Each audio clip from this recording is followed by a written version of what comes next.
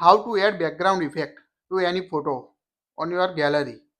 The latest Samsung Galaxy S25 Ultra or any other latest Samsung S25 series. Samsung Galaxy I added multiple Galaxy I feature called the remaster, erase reflection, shadow reflection, add background effect. So let's see, in this video I will show you how to add multiple background effect on your latest Samsung S25 series. So first of all, open the gallery on your device. Select the photo you want to add a background effect. Not all photo supported this feature. So first of all, you need to tap the photo. Like here we tap this photo. Now tap on the three dots. Tap on the details. If you find the background effect option, here you can see the remaster, live effect, background blur, erase reflection.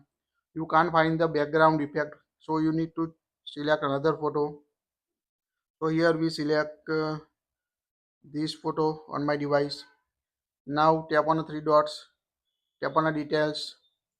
Now here you can find the option background effect on your device. So you can apply background effect to this wallpaper on your Samsung S25 Ultra.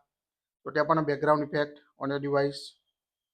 Now here you can see the first is the blur option. Here you can blur the background like this. Second is the studio.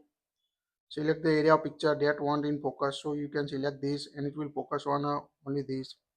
This is the high key mono.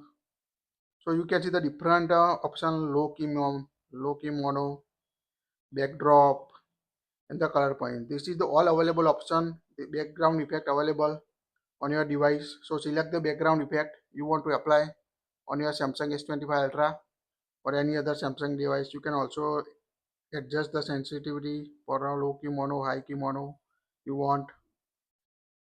So select the option and tap the save button here.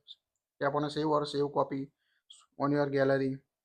So here we save the copy. Now we can see it looks like this on your device. You can set as a wallpaper also. That's it. If you like it, share it.